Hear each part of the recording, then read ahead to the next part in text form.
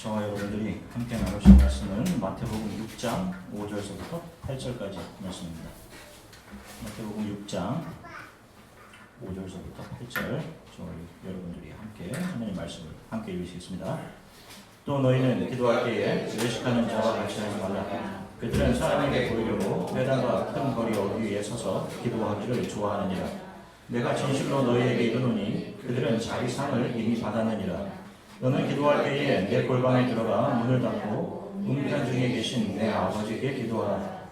은밀한 중에 계시는 내 아버지께서 갚으시리라. 또 기도할 때에 이방인과 같이 주문구원하지 마라. 그들은 말을 많이 하여야 들으실 줄 생각하느니라. 그러므로 그들을 본받지 마라. 구하기 전에 너희에게 있어야 할 것을 하나님 너희 아버지께서 아시느니라. 아멘. 잠시 기도하겠습니다. 사랑하는 주님 참 감사합니다. 그 이전에 애타는 마음으로 우리의 신앙의 선배들이 깊은 고난과 추원과 같은 어두움 속에서, 환난 속에서 자기의 마음을 쏟아놓으며 하나님께 올려드렸던 주옥 같은 시편의 가사들로 우리가 주님께 찬양을 올려드렸습니다. 주님, 우리 가운데 그와 동일한 상황에 있는 분들이 있다면 하나님 말씀으로 위로해 주시고 오직 우리의 의지와 힘은 하나님으로부터 옴을 말씀으로 다시 한번 우리에게 확신시켜 주시기를 소망합니다. 하나님, 치유가 있고 회복이 있는 하나님 예배 시간 되도록 또 말씀의 선포 시간 되도록 성령께서 도와주시기 원합니다. 감사드리며 예수 그리스도 이름으로 기도드립니다. 할렐루야. 자, 여러분 한 주간 동안 평안하셨습니까? 자, 우리가 지난주에 의와 구제에 대해서 말씀을 함께 나누었습니다. 인간의 의와 구제에 대해서 우리가 정의를 내리고 있는 것, 우리가 의라고 생각하는 것, 우리가 구제라고 생각하는 것과 예수 그리스도께서 정의하시는 의와 구제의 정의가 완전히 달랐죠. 예수께서 정의하시는 의라는 것은 세상의 멍에를 벗고 예수의 멍에를 맨 자들이 자기의 힘이 다 빠지고 예수에 의해 이끌려가면서 그들의 삶을 통해 나타나는 삶의 모습이 의라고 정의를 했습니다. 그래서 멍에를 매다라는 의미를 가진 온전함, 텔레이오스라고 하는 단어, 이 단어의 의미를 설명하면서요, 바로 이 온전함의 과정에 있는 자들을 통해서만 나오는 삶의 모습이 예수 그리스도가 인정하고 정의하시는 의라고 말씀을 드렸습니다. 구제 역시 마찬가지예요.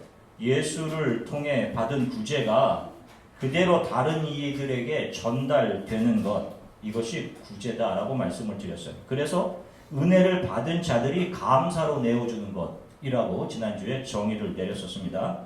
자, 오늘은 우리 크리스찬들에게 호흡처럼 중요한 기도에 대해서 말씀을 나누겠습니다. 자, 오늘은요, 개괄적인 부분을 다룰 거고요. 이제 이어지는 주기도, 예수 그리스도께서 가르쳐 주신 기도에서 기도에 대한 부분을 세 분야하게 나누어서 여러 주에 걸쳐서 다룰 것입니다. 자, 우리가 기도에 관해서 적어도 한두 권의 책들을 읽어보셨을 겁니다. 응답받는 기도의 비결이라든지 나는 이렇게 응답받았다. 대표적으로 거의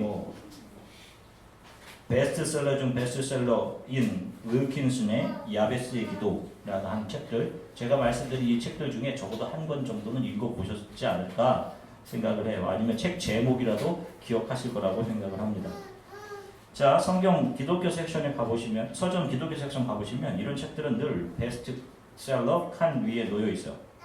이 책을 불신자나 종교가 없는 사람들이 읽지는 않을 테고 기도 응답에 관심이 많은 기독교인들이 읽고 구입한다는 말일 텐데요.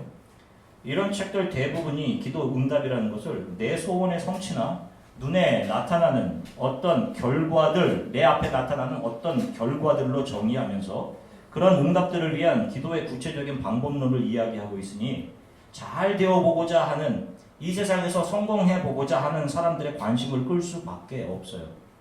마치 수년 전에 나와서 센세이션을 일으켰던 스티븐 코비의 성공하는 사람들의 7가지 습관이 베스트셀러 중 베스트셀러가 된 것과 같은 이유예요. 사실 이것이 우리나라 말로 번역돼서 우리나라에 들어왔을 때 성공하는 사람들의 7가지 습관이라고 들어왔지만 사실 이 제목은 그렇지 않아요. 원래 이 제목은 The Seven Habits of Highly Effective People입니다. Highly Effective People. 그러니까 효과적인 삶을 살아가는 사람들의 습관인 거예요. 성공하는 것과는 전혀 다르죠. 전혀 다른 뉘앙스인 겁니다. 어떻게 보면 상술이죠. 자, 그렇다면 기도 응답이라는 것이 정말 내가 바라는 바가 이루어지고 내 눈앞에 어떤 성공이나 좋은 결과로 나타나는 것일까요? 우리가 기도하는 것? 만약에 그렇다면, 그것이 기도 응답이라면 저는 지금까지 살아오면서 응답받은 기도보다 응답받지 못한 기도가 더 많아요. 한 70% 이상은 되지 않을까 싶습니다. 응답받지 못한 것이. 참 열심히 교회 생활하고 중등부, 청년부, 중고등부, 청년부 회장을 하고 수많은 교회 봉사를 하며 지나가는 동안 기도했던 제가 바랐던 소원들이 참 많이 외면당했어요. 예상치도 못했던 상실과 낙담을 경험하기도 했습니다. 오늘 아까 우리가 마지막에 찬양 드렸던 나의 힘이 되신 여호와여는 제가 직장암을 알고 병원에 2달간 있을 동안 정말로 뼈에 사무치게 하나님을 향해 불렀던 그런 찬양이에요. 그토록 원해서 들어갔던 직장에 그렇게 오래 있지도 못했어요. 그러면 하나님은 제가 응답받는 기도의 비결이나 기도의 기술이 없어서 자, 넌 다 좋은데 기도의 난이도가 조금 부족하다. 조금 정성이 부족한 것 같아. 이렇게 하시면서 저를 외면하신 걸까요? 자, 그런데 저는 지금요. 제가 평생을 살아오면서 기도한 모든 기도들이 다 응답되었다고 확신합니다. 왜? 물론 저는 지금도 늘 부족하고 흔들리고 늘 위태위태해요. 목사이면서도 늘 두렵습니다. 그리고 몸소리를 칠 때도 많아요. 그렇지만 제 삶이 예수 그리스도의 손에 의해 깎이고 무너지고 그분 안에서 그분을 알아가며 그분에게 이끌려가고 있음을 신뢰하고 확신하기 때문이에요. 저의 삶이 하나님 예수 그리스도의 손에 분명하게 이끌려가고 있다는 사실을 확신합니다. 이것이 하나님이 제 안에서 저의 기도를 통해 저를 만들어 가시는 모습이에요. 세상에 대한 소망, 의지를 버리게 하시고 성령을 통해 그런 것들을 깎아내시고 위에서 부르신 부르심만 바라고 위에 있는 십자가만 바라보고 이 땅을 지나서 하나님 앞까지 오라라는 거예요. 그런 사람으로 만들어 가시는 겁니다. 이것이 기도 응답이에요, 여러분.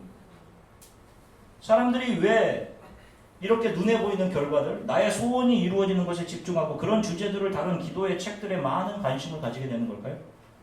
결국 기독교를 모르기 때문이에요. 성경을 모르기 때문입니다. 영원한 하나님의 나라를 사모하지 않기 때문이에요. 그래서 이 땅에 자꾸 정착하려고 하는 겁니다. 이 땅에 바벨을 세우려고 하는 거예요. 그래서 기독교라는 것을 여느 다른 종교와 마찬가지로 이 세상에서 편하고 행복하게 살기 위한 도구로 여길 수밖에 없는 거예요. 거듭나지 못한 거죠. 그래서 관심이 다 이 세상의 것들이고 그런 것들이 사랑의 대상일 수밖에 없는 겁니다. 대표적인 책 아까 말씀드린 윌킨슨의 야베스의 기도 역시 그 야베스처럼 그렇게 땅을 달라고 기도하고 환난과 근심에서 벗어나 내가 이 땅에서 행복하게 살게 해주세요 라고 끊임없이 부르짖으면 우리도 이 땅에서 그렇게 야베스처럼 근심 없이 살아갈 수 있다. 땅을 받으며 부를 누리며 살아갈 수 있다라는 내용으로 채워져 있단 말이에요. 그래서 10대들에게 일으키는 야베스의 기도라는 책도 또 냈어요. 제가 그 책을 영문으로 사서 몇 페이지 읽다가 너무나도 가슴이 아파서 그냥 덮어버리고 말았습니다. 야베스의 기도에 대해서는 제가 올해 2월 26일 주일 설교 온유한 자가 얻게 되는 땅에 대해서 설교 말씀을 증거하면서 그 의미를 말씀드렸어요. 잠깐 정리하고 넘어갈게요. 역대상 4장에 갑자기 이스라엘의 유다 지파의 족보를 이야기하는 가운데 야베스의 기도가 등장합니다. 왜 족보를 나열하면서 야베스를 존귀한 자를 여기면서 그의 기도를 성경이 보여주고 있는 것일까요? 자, 그의 어머니가 그의 이름을 야베스라고 짓습니다. 고통, 수고로움 이런 뜻이에요. 그리고 그 이유를 언급하죠. 내가 수고로이 이 아들을 낳았다. 그래서 이 아들의 이름을 야베스라고 짓는단 말이에요. 자, 이 역사 가운데 하나님이 수고로 하나님의 수고에 의해서 이 땅에 태어나게 되는 자들이 누굽니까? 누구예요? 예수의 십자가로 이 땅에 태어나게 되는 사람들이 바로 교회요 성도입니다. 저와 여러분들이에요. 야베스는 바로 그 하나님의 나라의 자녀들, 예수 그리스도의 수고로움에 의해서 이 땅에 태어나게 되는 교회, 성도를 대표하는 인물로 등장하는 거예요. 그래서 역대상 4장 장차 오실 메시아를 허리에 품고 있던 유다 지파의 족보를 나열하면서 그 지파를 통해 나올 예수 그리스도와 그분의 수고로 이 땅에 태어나게 되던 교회와 성도를 상징하는 야베스와 그의 기도를 이야기하고 있는 것입니다. 저와 여러분들이 이 땅에 예수 그리스도의 십자가의 고난에 의해 이 땅에 야베스로 태어난 사람들인 거예요. 그런 우리들이 하나님께 기도하는 내용이 무엇이겠어요, 여러분? 원래 저와 여러분들은 원죄 가운데 이 세상의 고아처럼 던져진 자들입니다. 모든 사람들이 다 그런 거예요. 이 죄 가운데 던져진 겁니다. 하나님과 등 돌려서. 그 가운데서 지금 치열하게 살아가는 거예요. 그런데 농부이신 하나님께서 들포도처럼 그렇게 치열하게 살아가고 있고 열매 맺지 못하는 우리들을 참포도나무이신 예수의 가지를 잘라 그 진에 보혈이 흐르는 그 자리에 우리를 접붙여 주신 거잖아요. 세상에서 잘라내어서 예수께 접붙여 주신 겁니다.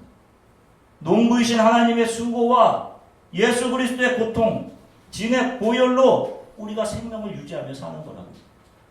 이것이 regeneration, born again, 거듭남 아닙니까? 그 접붙여진 자리에서 우리가 무엇을 기도하겠어요? 오늘 내가 무엇을 먹을까요? 이거 주십시오. 하는 내용이겠습니까? 그것은 농부가 그냥 알아서 주시는 거잖아요. 내가 다른 나무들보다 더 크게 해주세요. 다른 나무들보다 좀 더 화려하게 해주세요. 이런 거겠어요? 다른 가지들보다? 이런 것은 무의미한 근심, 걱정 아닙니까? 저는 예수께 접붙여진 이전에는 아무것도 열매 맺지 못하는 언젠가 불에 던져져서 땔감으로 쓰여지도록 되어 있던 들포도나무였습니다. 들포도나무 가지였습니다.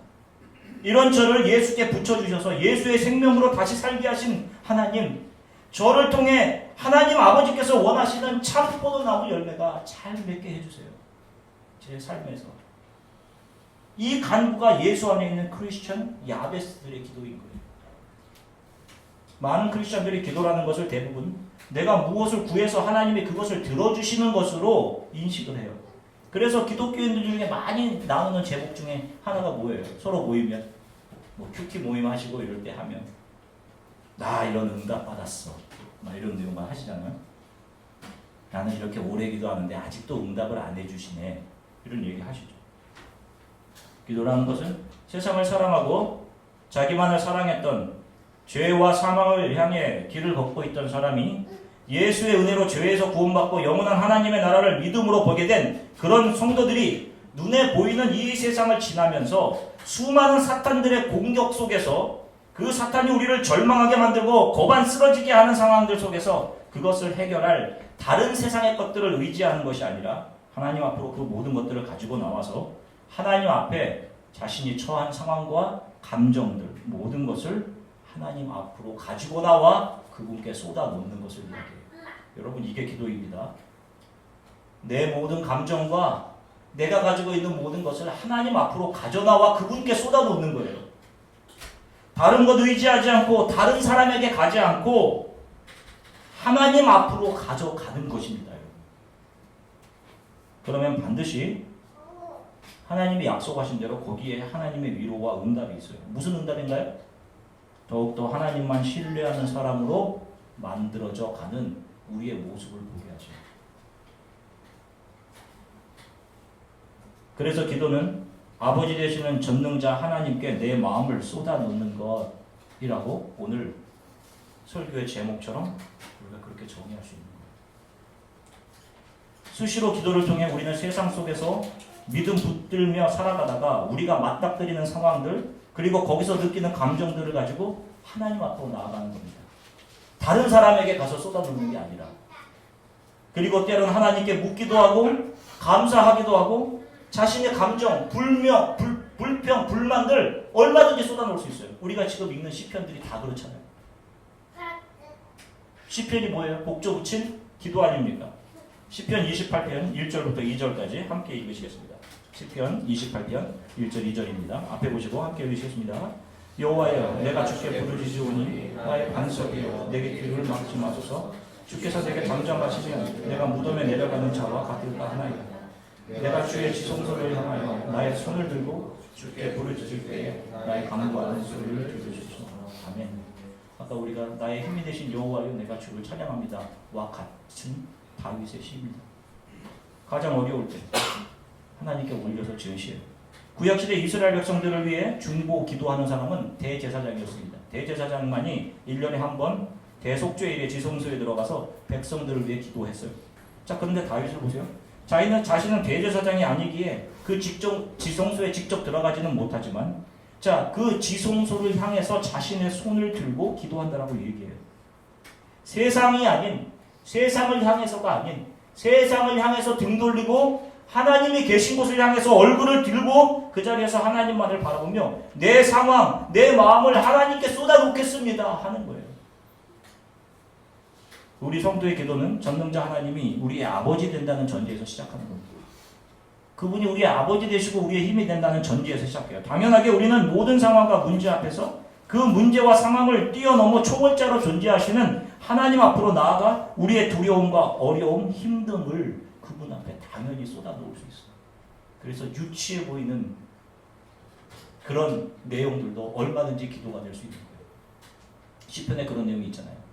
저 악한 이들에게 7배나 좀 갚아주세요. 이런 내용도 있지 않습니까?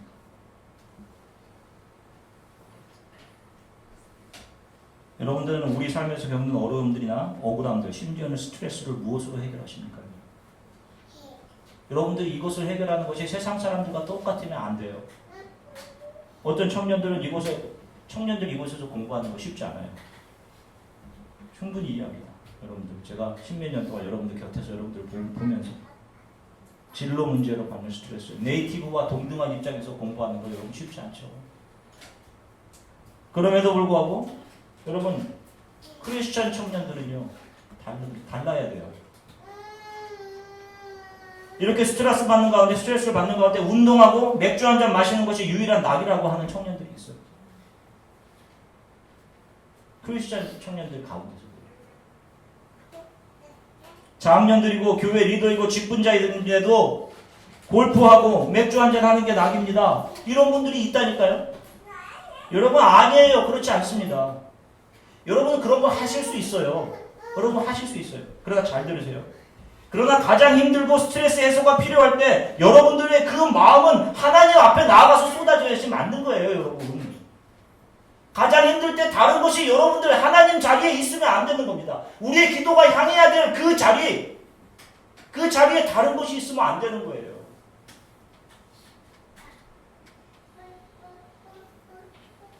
그것이 우상 아닙니까? 우상.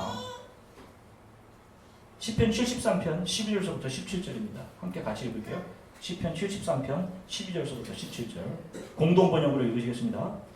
그런데 그들을 보십시오. 그들은 악인이어도 몸은 항상 편하고 제사는 늘어갑니다. 나는 과연 무엇하러 마음을 맑게 가졌으며 깨끗한 손으로 살았사옵니까? 이렇게 종일토록 얻어맞고 잠만 깨면 받는 것이 책벌일 바에 나도 그들처럼 말하며 살고 싶었지만 그것은 당신 백성을 배신하는 일이었기에 혼자 생각하며 깨치려 하였습니다. 그러나 눈이 아프도록 고생스러웠습니다. 마침내 당신의 성소에 들어와서야 그들의 종말을 깨달았습니다. 아멘. 보세요. 우리 크리스찬들이 늘 넘어지는 거잖아요. 여러분. 내 주위에 보면 이 세상의 가치를 살고 살아가는 수많은 사람들 보세요. 다 잘 되는 것 같아요. 나보다 별로 열심히 하는 것 같지도 않은데도 좋은 학점 받고 이상하게 잘 되는 것처럼 보인단 말이에요. 이상하게 그런 사람들은 몸도 더 건강하단 말입니다. 좋은 것도 잘 찾아 먹어서 얼굴은 늘 생기가 있는 것 같아요. 돈 잘 벌고. 여러분 우리 곁에 이런 사람들이 있단 말이에요. 그런데 그런 사람들 가운데서 우리가 크리스천으로 살아가면서 세상의 소망을 벌어가며 하나님 나라를 소망하고 예배의 자리로 나오는 거, 이거 우리들에게 얼마나 스트레스입니까? 얼마나 두려워요. 사실 솔직하게. 예배 드리면서도 여러분들 안에 불안감이 있잖아요. 내가 이러다 세상에서 잘 못되는 거 아닐까 하는 마음으로. 그런데 이 시편 기자는 이 불편함을 가지고 어디로 나아가는 거예요? 주의 성소로 간단 말이에요. 내가 그 자리에서야 이런 것들을 이해하게 되었습니다라고 한단 말이에요. 그 앞에서 무릎 꿇고 나의 모든 감정을 고스란히 쏟아놓잖아요. 이게 뭡니까 하나님? 그러면 왜 하나님은 우리에게 기도하게 하시는 걸까요? 그냥 좀 들어주시지. 아, 이 아이에게 이게 좀 필요하겠구나 이렇게 해주시지 않고 왜 기도하게 하시나요? 에스겔 36장 32절부터 37절 함께 읽으시겠습니다. 에스겔 36장 32절부터 37절입니다. 주 여호와의 말씀이다. 내가 이렇게 행함은 너희를 위함이 아닌 줄을 너희가 알리라. 이스라엘 족속아 너희 행위로 말미암아 부끄러워하고 한탄할지어다. 주 여호와께서 이같이 말씀하셨느니라. 내가 너희를 모든 죄악에서 정결하게 하는 날에 성읍들에 사람이 거주하게 하며 황폐한 것이 건축하게 될 것인즉 전에는 지나가는 자의 눈에 황폐하게 보이던 그 황폐한 땅이 장차 경작이 될지라. 사람들이 이르기를 이 땅이 황폐하더니 이제는 에덴 동산같이 되었고 황량하고 적막하고 무너진 성읍들에 성벽과 주민이 있다 하리니 너희가 사방에 남은 이방 사람들이 나 여호와가 무너진 곳을 건축하며 황폐한 자리에 심은 줄을 알리라. 나 여호와가 말하였으니 이루리라. 주 여호와께서 이같이 말씀하셨느니라. 그래도 이스라엘 족속이 이같이 자기들에게 이루어 주기를 내게 구하여야 할지라. 아멘. 자 보세요. 하나님께서 그분의 뜻대로 이스라엘의 상처를 치유하시고 용서하시고 그들을 맑은 물로 씻어주시며 이스라엘을 회복해 주시겠다는 약속을 하신단 말이에요. 그들이 그런 호의를 받을 자격이 있어서 그런 것이 아니에요. 아닙니다. 일방적으로 하나님께서 그들을 긍휼히 여겨주시고 만져주시고 고쳐주시겠다는 약속입니다. 그럼에도 이렇게 하나님께서 뜻을 펼쳐 보이셨음에도 불구하고 그들이 무엇을 해야 한다 그래요? 어떻게? 무엇을 해야 한다고? 구해야 한다. 내게 기도해야 된다. 라고 말씀하세요. 하나님은 뜻을 정해놓고 계셔요. 그리고 그것을 우리에게 기도하게 하십니다. 기도 안 하시면 안 들어주시느냐? 안 들어주셔요. 기도할 때까지. 왜 그렇게 하시는 걸까요? 자, 이게 중요해요. 자, 이 역사의 초점, 여러분 지금 흘러가는 이 역사의 초점, 구속을 펼쳐가시는 이 역사는 정확한 방향과 목적을 가지고 있어요. 여러분 이 역사의 방향은 하나님의 심판대 앞입니다. 그 앞에서 양과 염소가 나누어져서 하나님 앞에 심판대 앞에 서게 되는 거예요. 이것이 이 역사의 방향입니다. 그리고 이 역사의 목적이 있어요. 하나님께서 택하여 부르신 이들 한 사람 한 사람이 하나님의 사랑을 알아가고 하나님의 뜻을 알아가면서 세상 사랑, 자기 사랑을 하나씩 버리고 하나님의 사랑으로 이 땅에서 온전하게 변해가게 하시는 데 목적이 있어요. 이게 역사의 목적입니다. 매 시간 흐름 때마다 현재의 조각들 아니에요. 매 시간 흐름 때마다 한 사람 한 사람을 하나님의 사람으로 변화시켜 내시는 데 목적이 있는 거예요. 여러분 어부가 왜 그물을 던집니까? 그물 안에 고기를 낚아 올리기 위해서죠. 하나님의 사람을 하나씩 불러 정금같이 변화시키는 것입니다. 이것이 이 역사의 목적인 거예요. His story, 하나님의 스토리의 목적입니다. 자, 기억하세요. 이스라엘 백성들이 짧은 일주일의 거리에 가나안으로 들어갈 만한 거리였었어요. 그 거리가 일주일이면 갈 거리. 40년을 광야에서 돌아 방황합니다. 목적이 있었습니다. 신명기 8장 2절부터 4절입니다. 신명기 8장 2절부터 4절 함께 읽으시겠습니다. 내 하나님 여호와께서 이 40년 동안 내게 광야길을 걷게 하신 것을 기억하라. 이는 너를 낮추시며 너를 시험하사 내 마음이 어떠한지 그 명령을 지키는지 지키지 않는지 알려 하신다. 너를 낮추시며 너를 줄이게 하시며 또 너도 알지 못하며 내 조상들도 알지 못하던 만나를 내게 먹이신 것은 사람이 떡으로만 사는 것이 아니요 여호와의 입에서 나오는 모든 말씀으로 사는 줄을 내가 알게 하려 하심이라. 이 40년 동안에 내 의복이 헤어지지 아니하였고 내 발이 부르트지 아니하였느니라. 아멘. 자, 그들이 40년 동안 광야를 헤매며 그들을 힘들게 하신 이유가 무엇 때문이었다고 해요? 그들을 낮추시고 사람이 사는 것은 세상의 힘이나 돈, 물질, 떡이 아닌 하나님만으로 살아가게 하는 것을 알게 하기 위함이었다. 그래서 그들을 부르짖음 가운데 놔두신 겁니다. 부르짖게. 그들이 부르짖을 때를 기다리셨고 하나님은 부르짖을 때마다 그들에게 응답해 주셨어요. 그리고 하나님만이 나의 소망이며 나를 살리시는 분임을 알고 고백하고 찬송하게 하셨습니다. 그래서 고라 자손의 시편들이 많이 있는 거예요. 그 가운데 왜 기도하게 하시느냐? 낮추시고 세상을 의지하고 사랑했던 마음이 버려지고 깎여지고 하나님만을 소망하고 의지하는 하나님의 사람으로 온전하게 변해가게 하시도록 기도하게 하시는 겁니다. 기도가 우리 성도들에게 주는 유익은 무엇일까요? 기도를 통해 성도는 내가 존재하고 살아가고 움직이며 숨쉬는 모든 것이 하나님의 은혜임을 알게 되고 우리 앞에 놓인 모든 일들은 우리의 힘과 능력이 아닌 재수가 좋아서가 아닌 내가 실력이 있고 능력이 많아서 내가 인맥이 좋아서도 아닌 하나님의 능력임을 알게 하시기 위해서 가장 힘든 상황 속에서 세상을 의지함이 아닌 하나님만 의지하고 그분께 나아가는 자로 만들어 가시기 위해서 그런 유익이 기도에 있는 것입니다. 그렇게 기도하면서 우리는 더 정금같이 하나님만을 의지하는 사람으로 변해가는 거예요. 내가 드린 기도가 어떤 가시적인 성과나 결과로 당장 나타나는 것이든 아니든 상관없이 내가 원하는 바로 되든 되지 않든 그리하시든 그리하지 않으시든 기도함을 통해 나는 하나님만을 더 의지하는 자로 변화되어 가는 것에 감사하며 그래서 기도하는 사람들의 입에서 나의 죽음도 나의 무너짐도 오히려 내게 유익이며 감사합니다 라는 놀라운 고백마저 하나님께 올려드릴 수 있게 되는 겁니다. 기도를 통해 우리가 그걸 배우는 거예요. 그래서 성도의 기도 응답은 현실의 기대나 눈으로 보이는 성과로 나타나는 것이 아니라 그것을 초월해 나를 감사와 기쁨으로 채우시는 하나님을 알아가는 것에 있는 거예요. 그렇게 예수 닮은 모습으로 변해가는 것이 있는 겁니다. 그러면 현실의 두려움을 해결해 달라고 기도할 수 없어요? 피할 길을 달라고 기도할 수 없습니까? 아니에요. 시편의 대부분이 다 그런 내용이라고 했죠. 간구요, 억울함에서 오는 탄원이에요. 기도할 수 있어요. 하나님, 이걸 좀 피할 길을 주세요. 여러분, 이렇게 할 수 있어요. 중요한 것은 힘들 때 성도가 어느 자리에 있느냐 하는 거예요. 여러분. 그것 가지고 하나님 앞으로 나아가느냐 아니면 다른 것을 의지하며 다른 자리로 나아가느냐 하는 겁니다.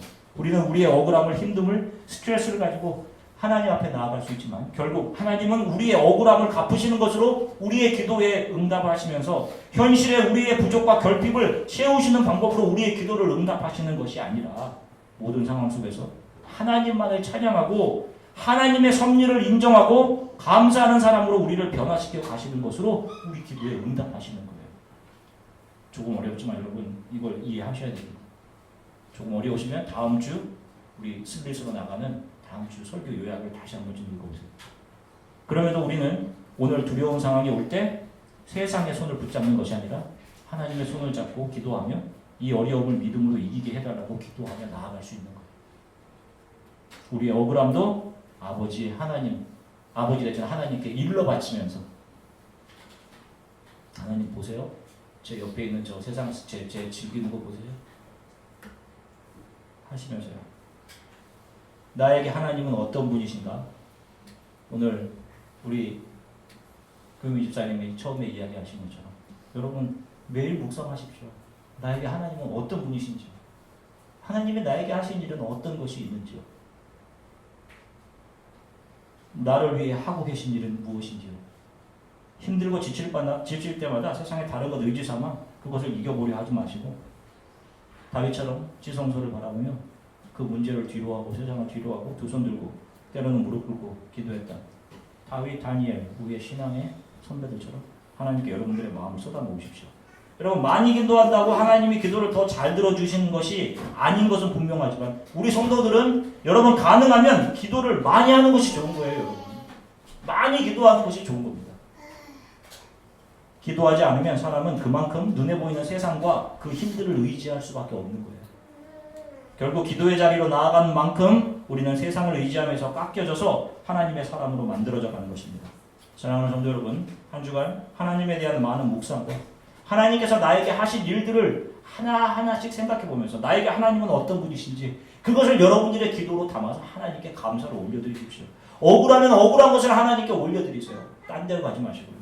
기도의 자리로 가셔서 힘들 때 스트레스 속에 있을 때 기도의 자리로 또 예배 자리로 나아가는 그런 주안의 교회에 속한 여러분들, 이곳에서 함께 예배드린 여러분들이 되시기를, 성도님들이 되시기를 주 예수 그리스도의 이름으로 간절히 축원합니다. 우리 잠시 함께 기도하실게요. 여러분, 우리 중 한번 생각해 보죠. 하나님은 나에게 어떤 분이신가? 여러분들 중에서 또 많이 힘들 수 있어요. 또 여름에 이 더운 여름에 그 썸머 클래스들을 듣는하고 또 힘든 학생들도 있을 수 있는데, 여러분 사실 하나님이 여러분들이 너무 좋은 기회 주신 거잖아요. 또 이런 기회들도 주시고, 우리 가운데 거의 죽어서 쓰러진 사람은 없어요. 지금까지 여러분들이 연세만큼, 여러분들이 나이만큼 다 살아오셨어요. 어떻게 살아오신 겁니까? 정말 놀랍게 저는 하나님의 섬세한 손과 은혜가 아니었으면 지금까지 살아오지 못했다는 생각해요. 참 너무 감사합니다. 그분이 나에게 행하신 참 많은 일들이 있죠. 여러분들에게 행하신 그것을 하나님께 감사하고, 내 안에 있는 모든 감정들이 있을 수 있어요. 사람이기 때문에 여러분 어떤 감정들이 다 있을 수 있어요. 그러나 그것을 다른 사람이나 다른 방법이 아닌 주 예수께 쏟아놓는 기도의 사람이 되는 게 중요합니다. 여러분, 연약해서 상황을 피하게 해달라는 기도 얼마든지 할 수 있어요. 그냥 아버지만이라고도 할 수 있어요. 그럼에도 나보다 나를 더 잘 아시는 하나님, 내가 하나님을 더 알아가고 하나님만 의지하는 자로 변해가도록 해주세요. 저의 세상 사랑하는 마음을 깎아내어주세요. 이 눈에 보이지 않아도 내 앞길을 잘 된다는 성공과 확신의 소리가 들리지 않아도 주 하나님만 의지하며 매 순간 살아가게 해주십시오. 모든 상황 속에서 주님께 기도하고 찬양하며 주를 신뢰하는 그런 믿음의 사람들이 해주세요. 우리 이렇게 잠시 함께 기도하겠습니다. 사랑해 주님 감사합니다.